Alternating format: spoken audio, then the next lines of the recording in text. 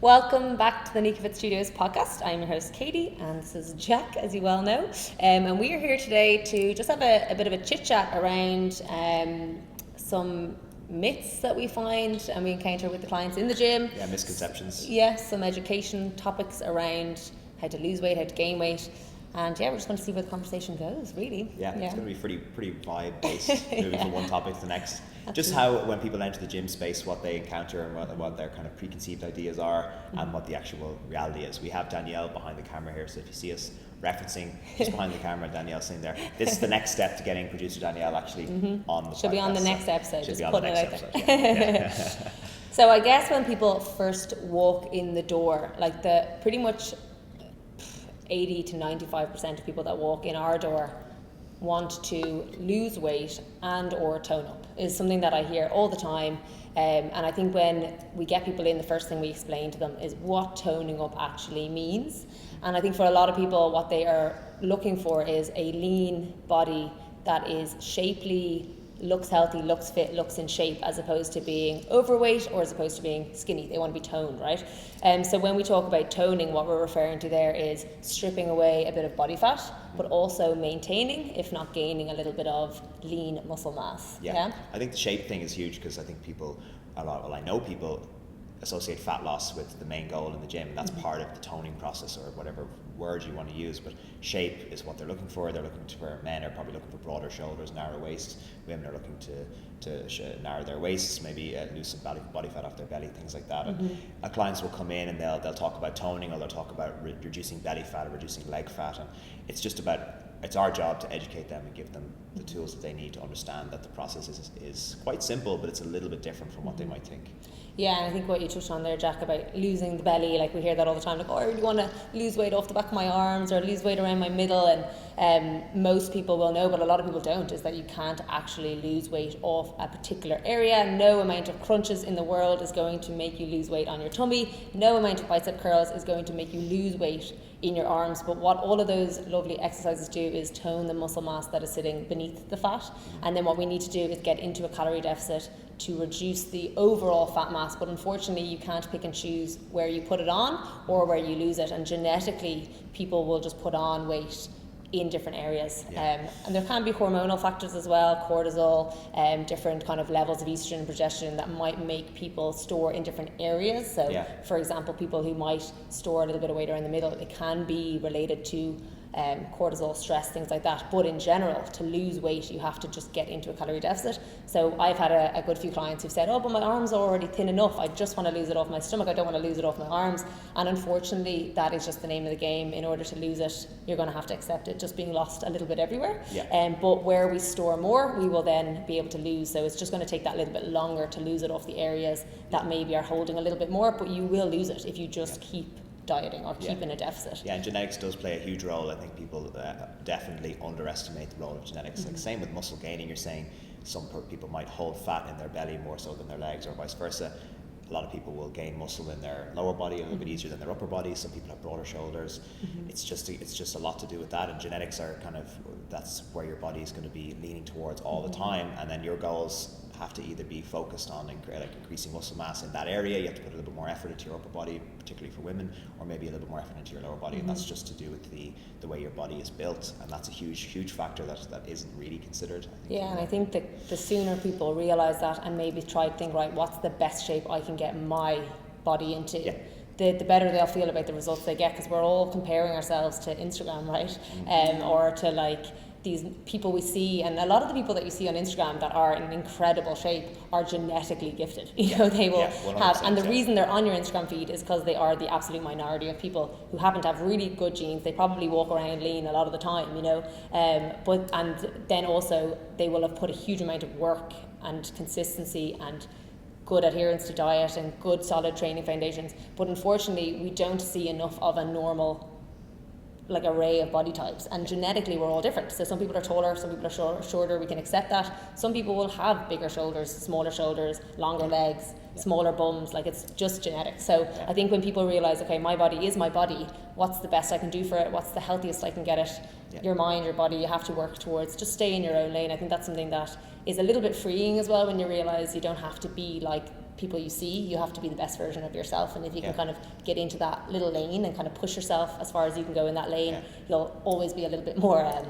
excited by the process, because you're Yeah. not constantly striving towards something that might be a little bit unrealistic. Exactly, and once you kind of shed those unrealistic expectations, you realize the process is the same for everyone. Like we're talking about, there's no spot reducing, there's no a lot of the myths that people come in with is like, oh, I have a slow metabolism, or I'm an ectomorph, or I'm a mesomorph, so I can only look a certain way. It's like, well, the process is still the same. Like whether you're someone who's built with wide hips or narrow hips, wide shoulders or narrow shoulders, it's going to be a case of, if you want to lose weight, you're going to be in a calorie deficit. If you want to gain muscle, you've got to train hard, you've got to apply the principles of progressive overload. So you free yourself of the shackles of, okay, I have to look a certain way, or how come I can't look like that person? Then you can start thinking about what's the best version of you that you can obtain, and that's where the fitness journey really becomes the most rewarding. Absolutely. And then experience. coming back to that element of toning, so what most people want is a healthier body, a healthier mind, and a more athletic physique, essentially, right? Unless somebody has very specific goals, like they want to look like a bodybuilder, they're obviously going to then train and eat like a bodybuilder. Or somebody wants to look like a marathon runner, I would advise someone to go do marathon running and eat in the way a marathon runner does. But most people will want just a generally lean physique with a nice bit of shape, right? Yeah. And I think what most people, where I see a big misconception is like how you develop that. So people kind of think, right, I need to lose weight, so they just focus on losing weight, but they forget when they lose weight, they lose other things. So we know that when you're in a deficit, the body will want to lose everything and anything, right? So if we're not paying attention to the types of foods we're bringing in, or we're not paying attention to the types of training we're doing to lose the weight, what can happen a lot of the time is, yes, we will lose body fat, yes, we will decrease the overall amount of body fat we have, but we can also potentially lose muscle mass along the way.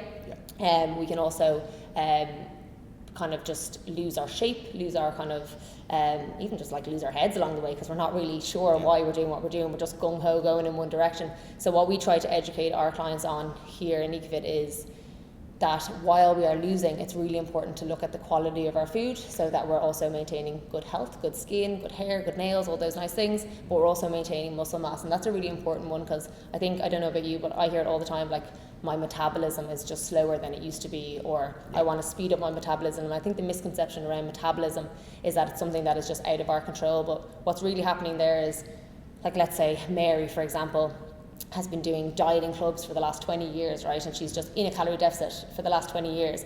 She doesn't realise, because she probably just doesn't have the education, that along those 20 years she's just lost a huge amount of muscle mass. So she's lost 20 kilos, but 5 of that has been her muscle mass, and now all of a sudden she has less muscle mass in the body. She's burning a less amount of calories every single day, because muscle burns calories, right? The more muscle we have, the more calories we burn on a daily basis.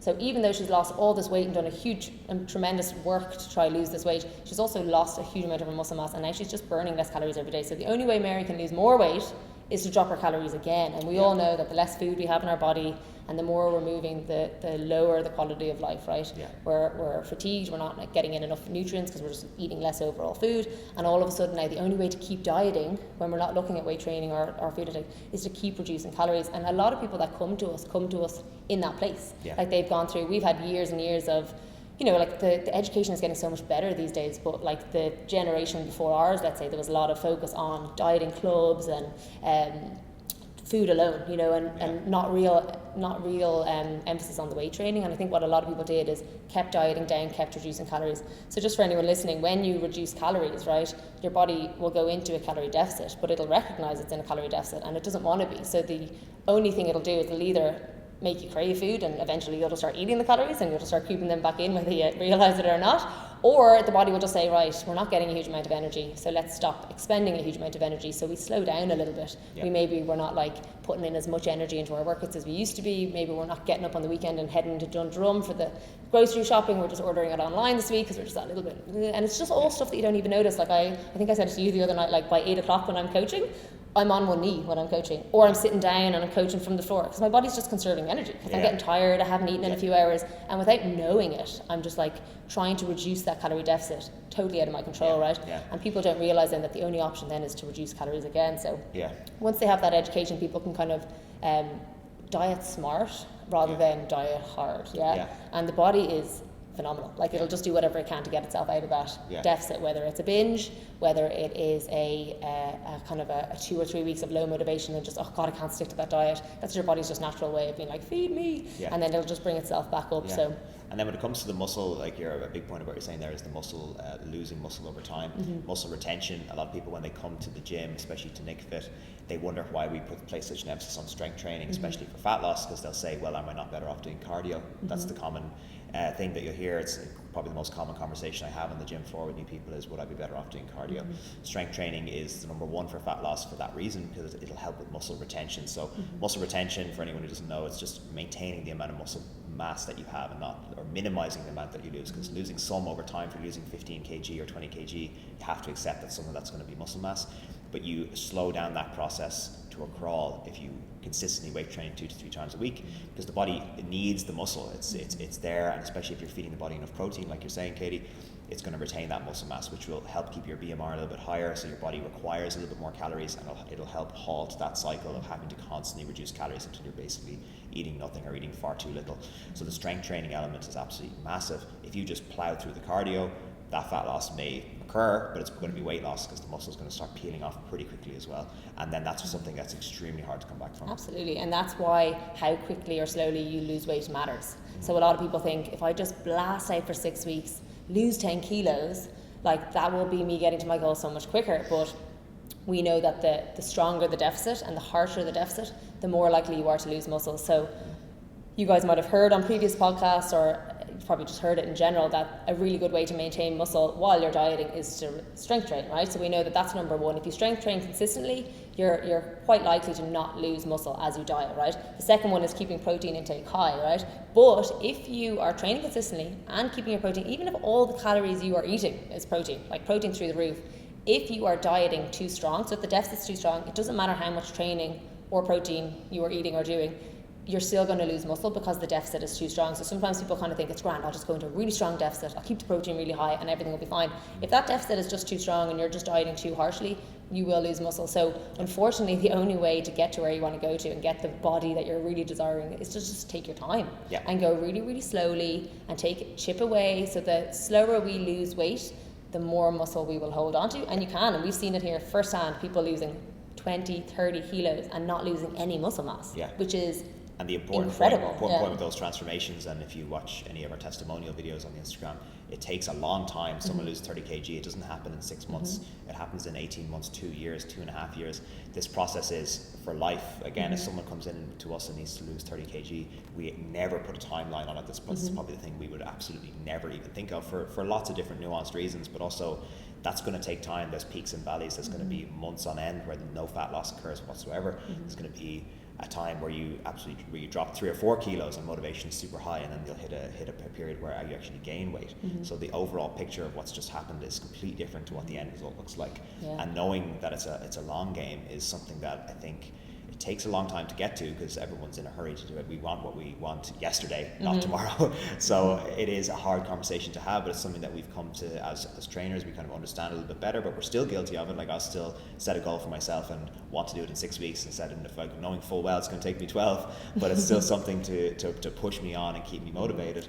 So yeah, once I think, like you said, Jack, aiming high is really good as long as you have the education. Yeah. So you can aim big, knowing that it's probably not as realistic. Yeah. But then you fall somewhere in the middle, right? And that's what I see the big problem is, that people don't have the education. They just see a 6-week challenge or a fad diet or whatever it is that's being marketed, and they jump on it. Now most people now, which is great to see, like most people doing 6-week challenges have that education, and like I see even Tiernan that used to work here with his 6 weeks, really educating people that like there's an aftermath. You know, it doesn't end at 6 weeks, you just get going at 6 weeks, and I think that's coming up way more now, which is great. But like 6 weeks, if you lose a huge amount of weight, like I always like do Mary A and Mary B, right? They both lose 10 kilos, but one of them loses it in a month, they put back on 5, then they lose another 10 kilos, they put back on 5, and after 3 months they're down, let's say, the 10, right? But they've gone down, up, whereas the other person took it much slower, lost way less each month, but then ended up at the 10 kilos down after 3 months, right? That person B is going to be way less stress dieting, because they're going to have a much smaller deficit, way less likely to rebound, and also way less likely to lose muscle mass.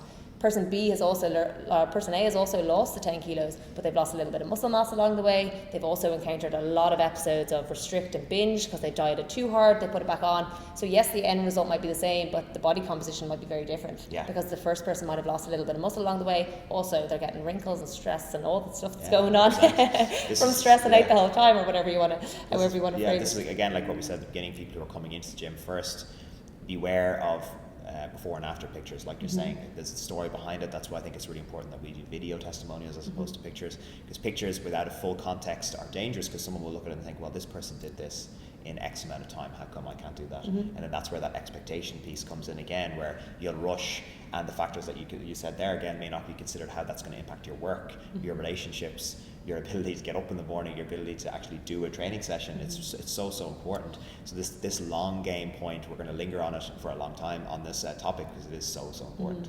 And I see them all the time. There's amazing transformations on Instagram, and you're like, 6 weeks? How did that person get 6-pack abs in 6 weeks? And instantly, because of the knowledge I have, I'm like, I wonder what that person looked like 3 weeks later, you know, because when I see those big, massive transformations, maybe you can do it. And look, there are people that can like maintain it. If they have the right coach and the right education, you can of course diet really hard, really smart, and come out of it and be fine. It's not that it's one or the other, but it's that lack of education. I think what the problem is that people see it and think that that's the expectation of something. If I go in here and I spend 3 months doing it, I've seen X, Y, and Z do that. Surely that'll be applicable to me. I hate the thought of people getting disheartened when they don't get those big results, just because they don't understand what that person A did to get those results and what the aftermath of that has to look like in order to maintain those results. And I think a lot of what we do, and a lot of what most coaches nowadays do, is explain how important like maintenance is. So we know about dieting, we know that coming down in your calories, or like reducing your calories and stripping away body fat over time,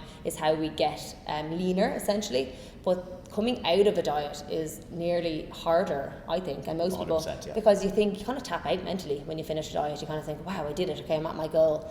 Maintenance is super hard. Bringing back up your calories in a really healthy, sustainable way, increasing the amount you're eating without going mad, you know, or without kind of giving up or whatever. So that's why the slower and the more controlled and the less aggressive our diet or our deficit, the less of a change it should feel like when you then come out of the diet. It should kind of feel like you're literally taking 3 to 4 meals you're currently eating and just increasing them by 100 calories. And that's the great place, because again, like you said, that's a conversation you have with the client who's achieved their goal. So, well, what's next? What actually keeps me in the gym? How come I'd be a member of a gym for 3 or 4 years when I lost the weight in 1 year, or whatever the case may be? That's the time that's really enjoyable. It does have to be done really smartly, and it does have to be done in a slow, controlled manner, but that's when you can start to push your goals into more specific things. Like you might have a goal of lifting more weight on a certain lift, or improving your shape, fitting into a shirt differently for a man, or fitting into a dress differently for a woman.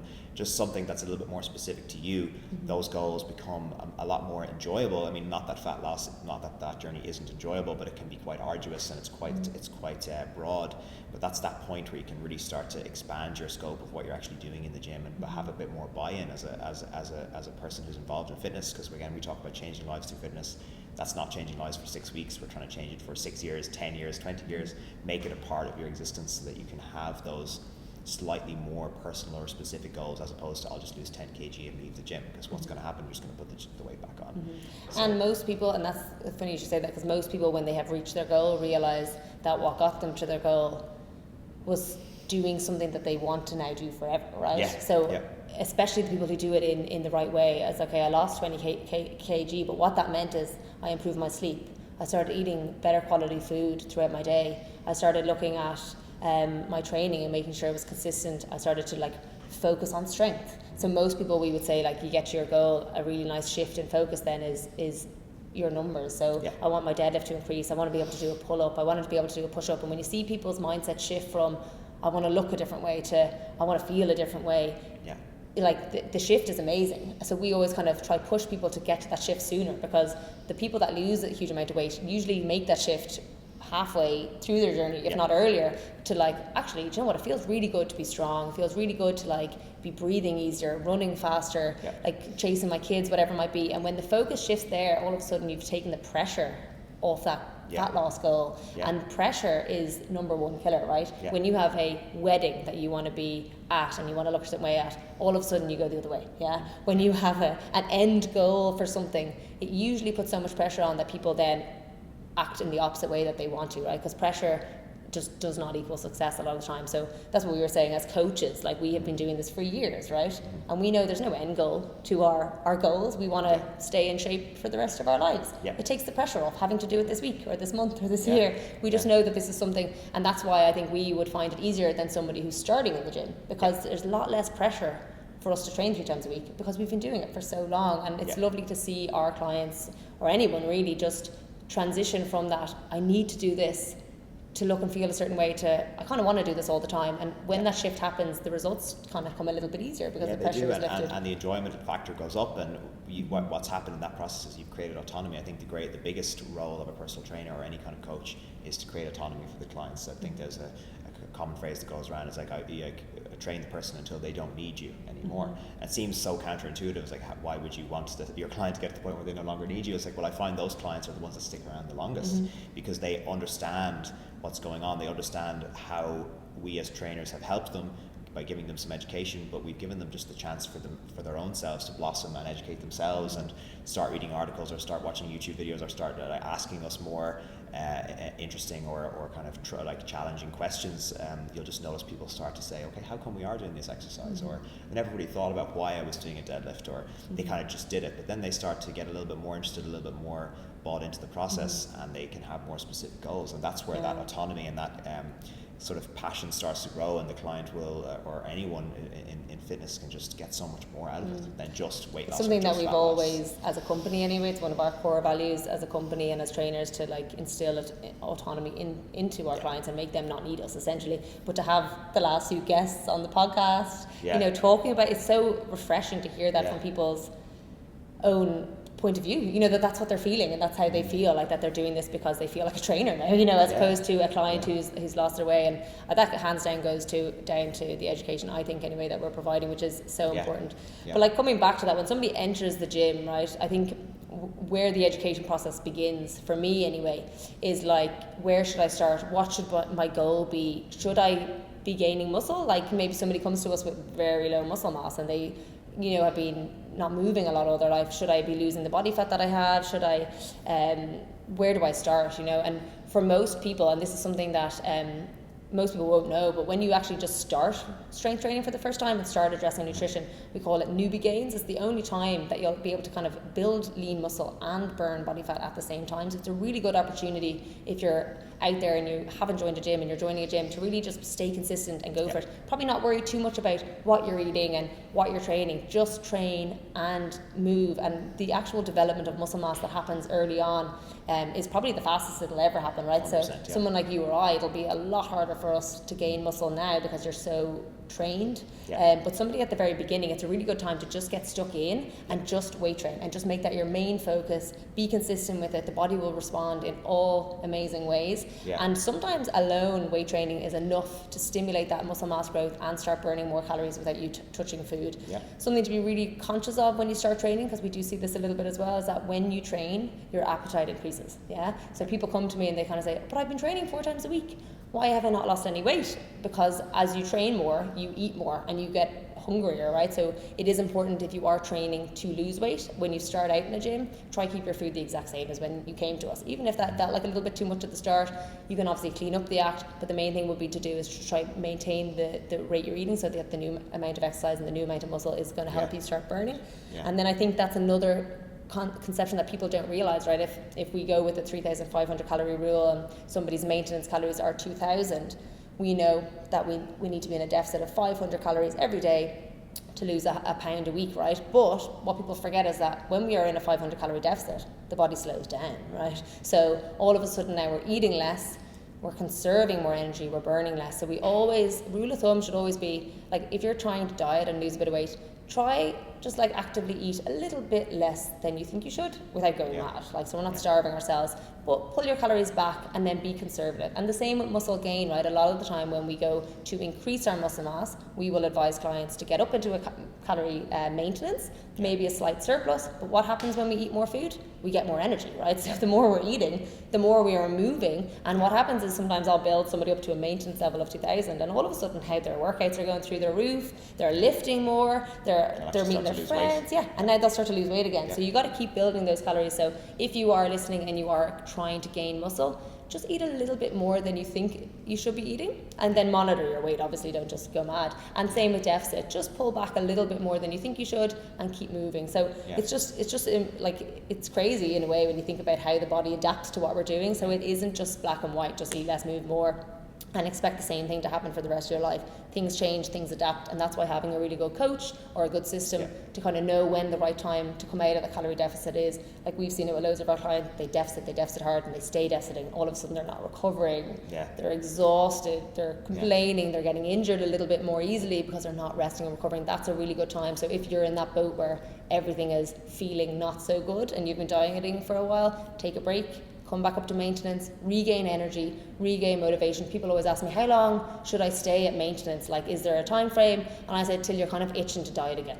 So if you've had a pizza or two, you're kind of like, oh God, I'm really craving, pushing it again. Or if you kind of just feel full of energy, that's a nice time then to say, right, okay, just wait for the motivation to return, and then go again. Yeah, and I think taking a diet break is really important because, again, we work breaks into our training. They're called deloads. It's the same thing in dieting. You need to take a step back every so often, psychologically and physically, to give your body a time to recover, and that can actually enhance the fat loss process as well, where you have a period of a maintenance or a slight surplus back into a deficit can help quite a bit. But even just to double back to the like, if you're listening to this and you're thinking of joining Nikafit or any gym, and you're like, okay, I need to do this, this, and this, and this. You don't. You just need to start training, like you say. If you're getting a piece of advice I'll give to the clients all the time is, if you're getting your 3 workouts in for the first month for 4 weeks, and that's it, that's pretty good. And then you can add into that just eating a bit cleaner. Like, we're all adults, just clean up your act a little bit. Don't even worry about calories. And then in month 2, you can start tracking your calories. Month 3, you start tracking your protein. Month 4, you start looking a little bit more at the overall picture of your macros, or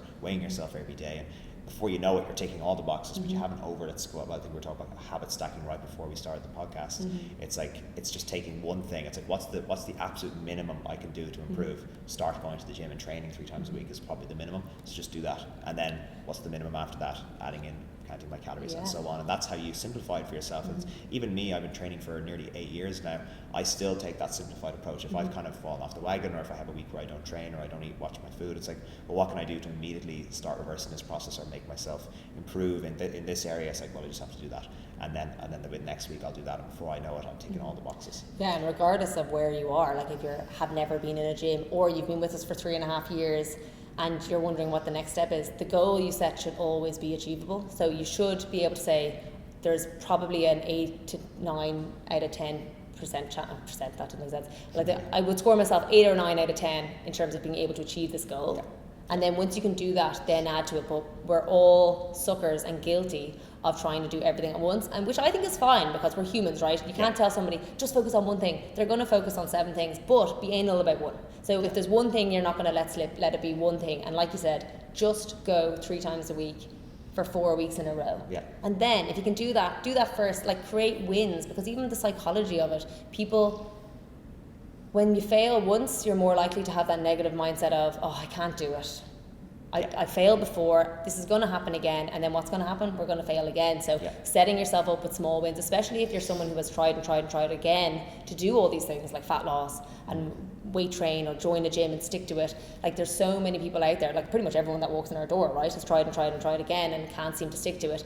The goals and the expectations that they're setting for themselves are way too high. Like they're looking at their end goal and they're focusing on that, and then a week later when they're not there, they want to fail, they want to give up. So well, even the £1 a week example that you just used, you said the 3,500 calories, that's 500 calorie deficit a day. If you say to your average person who's £1 a week, that's like £1, that's so slow. Like that's only 4 in a month. It's like, yeah, it's 4 in a month. You multiply that out by 12, that's £48 in 12 months. Like it's £52 in a year. It's a colossal amount of weight.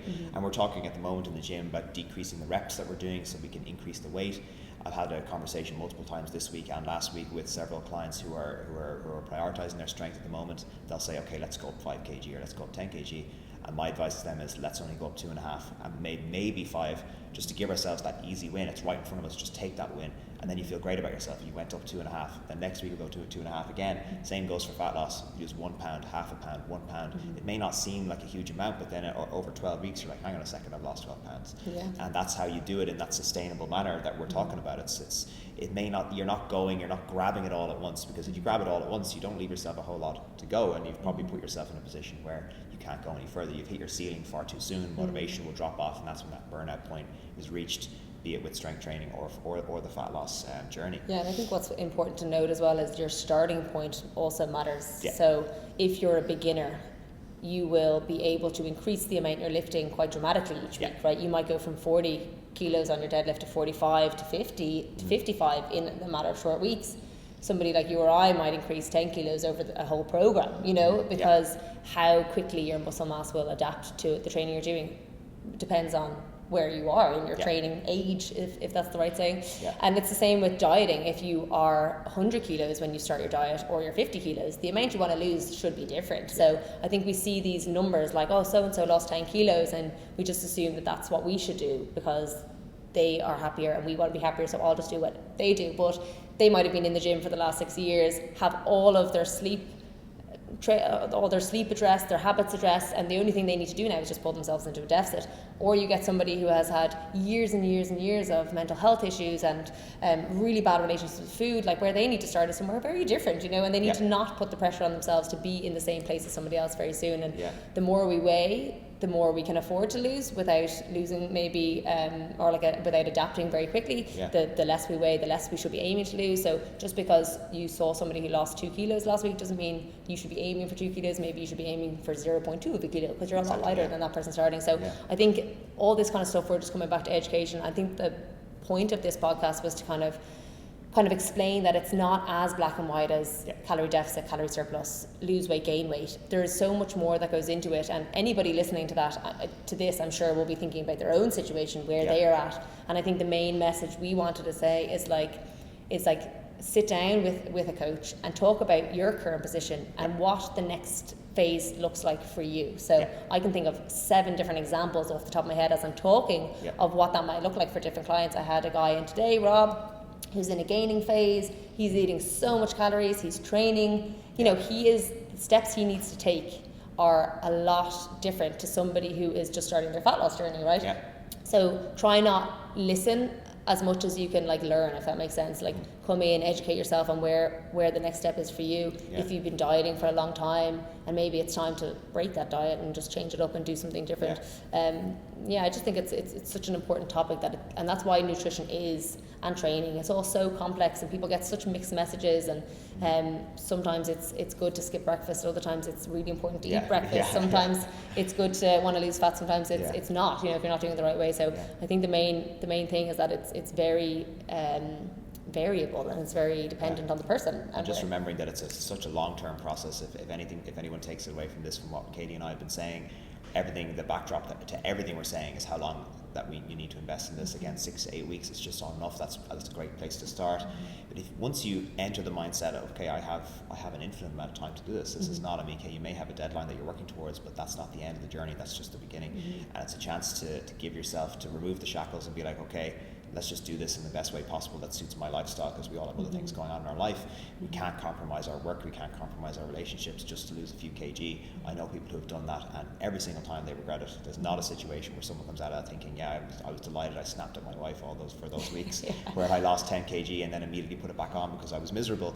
It's a case of looking at the long term and thinking, this is something that's for my life. It's not something that's it has to complement your life. It has to complement your life. This has to be something that makes you a better person to be around and a better person for yourself. If you're better for yourself, you're going to be better for other people. And fitness is something that just has to fall into that. And the sooner in your fitness journey that you make that realization, because it is completely understandable as a trainer, and I have to always put myself in the shoes of someone who is coming in 20 or 30 kg overweight. They've been hearing all these things.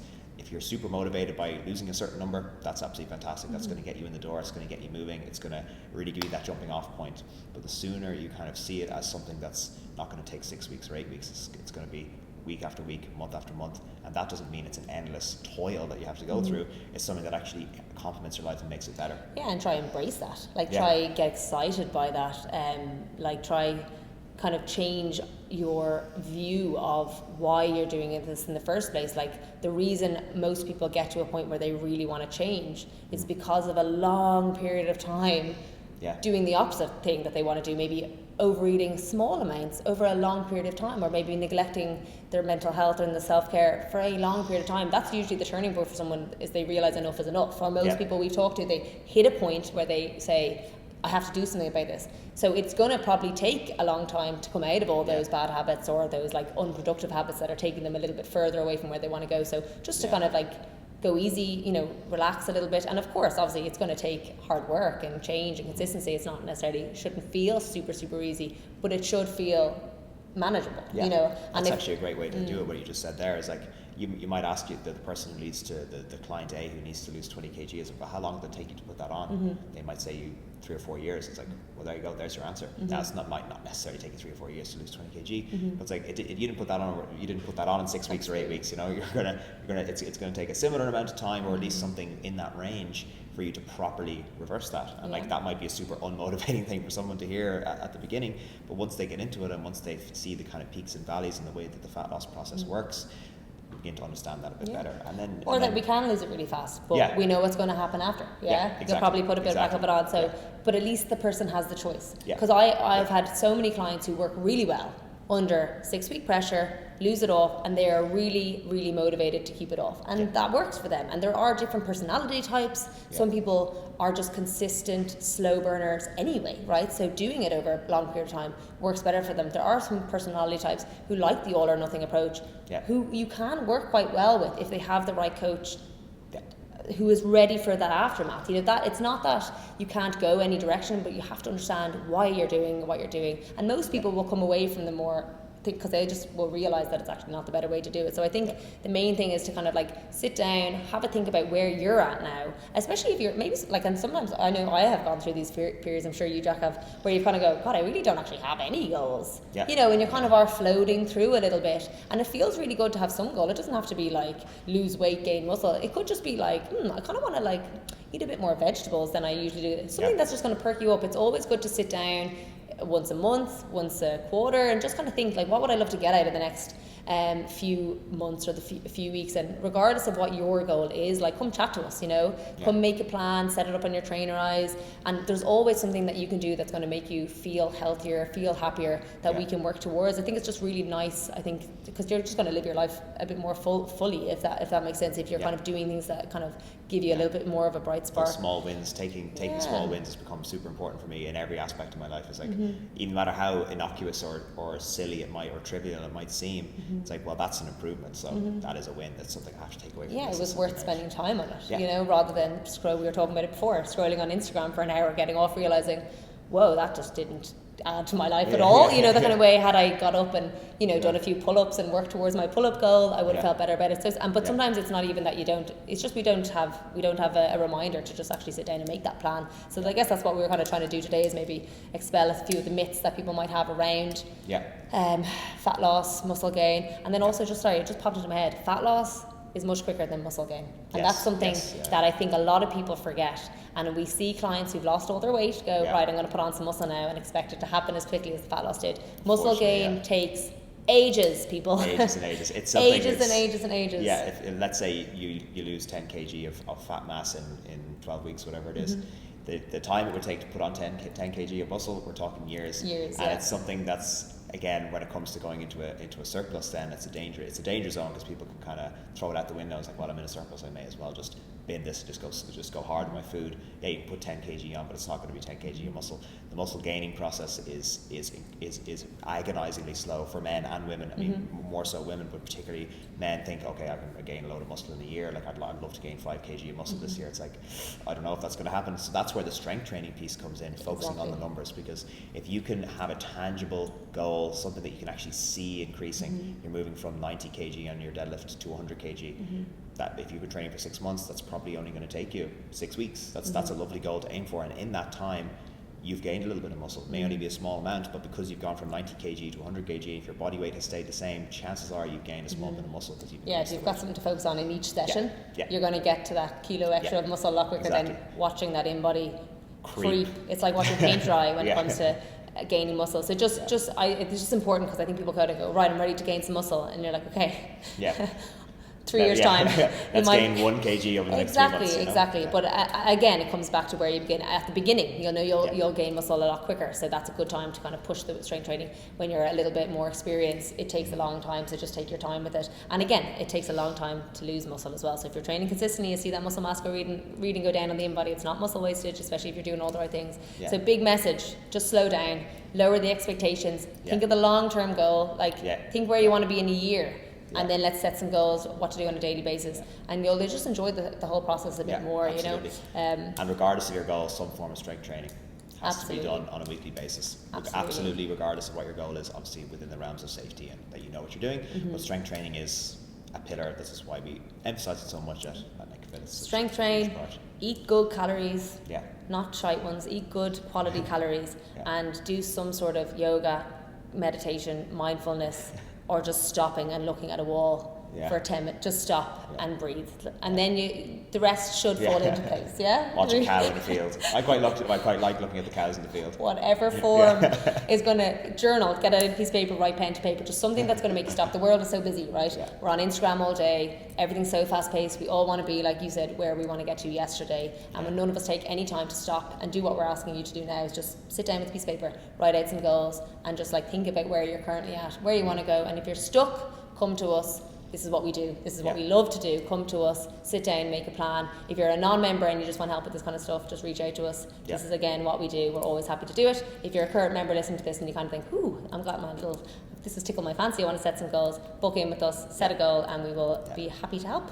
100%. Yeah, cool. I think that was good, and I like the conversational tone just from even us, two very experienced trainers chatting. It kind of sparks off a few ideas. Even for my own self, I'm thinking, okay, I need to start actually setting another goal. I was saying to producer Danielle and Katy before that I've had to take a week off training for a little bit of an injury, so I'm now thinking, okay, Monday, I absolutely can't wait, and it's going to be something that I will write down. I use the notes section on my phone, where you can use Trainerize for the clients, whatever it is. Writing it down is actually massive. Huge. It's so big. Honestly, even if makes you it happen. just when I not all the time, but it generally makes it happen. 100%. But like when I set a goal for my deadlift at the beginning of the year, I wrote it in my phone. I literally called the program planted in your subconscious. As blunt. I wrote the number I wanted to hit, and that was the name of the program. And I just did the program based off of it. And now it was a realistic goal. It was something I could achieve. I didn't write something stupid down, but I also wrote something that I was like, okay, every time I opened the note, I was reminding myself. Such a purpose to what you're doing. You know, you have a direction, and I think it's important for people to realize that we all need this too. Like, some people look at us and think that we have loads of motivation, and they always say, "Oh, you're so bubbly and positive all the time, and you're always so fit and da." But we're humans, and we eat both food, and we miss training sessions and feel guilty about it the same way everyone else does. But we hold each other accountable, and a lot of us book in with each other and do strategy sessions with each other, and actually set goals with each other, because we're the exact same as everybody else. We need accountability, we need support, and we were talking about it before, Danielle. It's we tell everyone about the in-body. Sometimes when you see it yourself, you go, "Oh shit, have I lost a bit of muscle?" And then it takes a second to be like, "Oh no, wait, that doesn't happen." But we're just all programmed the same. We all kind of we're all human. So I think it's important for people to realize everybody's trying to do the same thing. We just need to help each other and work together to get there. So everyone's just doing their best. Absolutely. No, I enjoyed that very much. Yeah, me too. All right, well, thank you all for tuning in, and we will catch you all on the next podcast. See you later.